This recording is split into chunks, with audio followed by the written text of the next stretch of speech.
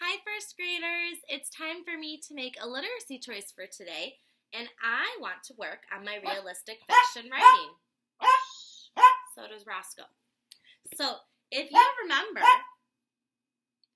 I was working on my story about Ruby and Ollie, and this was the beginning of my story. Roscoe wants to come work too. That we worked on yesterday. It was a gloomy and rainy day. Ruby and Ollie were looking out the window. So I'm telling my setting, my characters, everything that's happening in my story so far.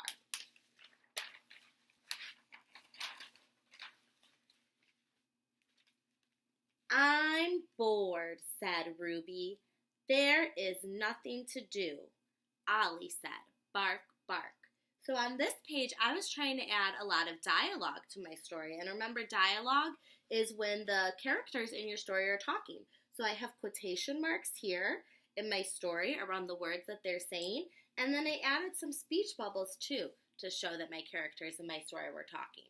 Now I know you guys did a lot of work on your writing yesterday. I did a lot of my work on my writing too. So I used that really good writer word that we learned. I said suddenly. Suddenly, Ruby had a great idea. I know what we can do today, she said. Let's build a fort. So I drew Ruby here. I put a little light bulb on her head because that kind of means like she had an idea in her brain. And then I wanted to add a speech bubble because I'm still making sure I have dialogue in my story. And she's saying, let's build a fort. And Ollie looks like he's pretty excited about that idea.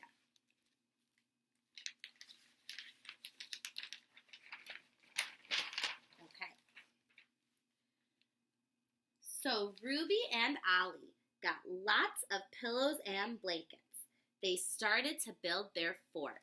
I didn't want to go right to where their fort was built because remember, we like our stories to be slowed down a little bit so that our reader is super interested. And in this part of my story, I'm trying to show that like they're getting ready to build their fort and they're so excited. And actually, I think maybe I should add how my characters are feeling. So I think I'm going to put one more sentence on my page because you can have lots of sentences on one page. I'm going to write, they were so excited. And I put an exclamation point because they were so excited. Okay, now it's kind of time for this solution to not work out. Because remember, if you have a problem and then you solve the problem right away, that story is going to be so short and boring. So we want to make sure that our story is really exciting. We want to build suspense. When something is suspenseful, your reader is saying, what's going to happen next? And sometimes it takes more than one time for our characters to solve our problem in our story. So I decided that building this fort did not work out for Ruby and Ollie. Look at my picture. Poor Ruby and Ollie. Their fort fell down. So I said, oh no! The fort would not stay up. And I used exclamation points in my writing. This is not going to work, said Ruby. Let's think of another thing to do. And I didn't put speech bubbles in my picture this time, but I have quotation marks at the bottom. You don't always need to have both.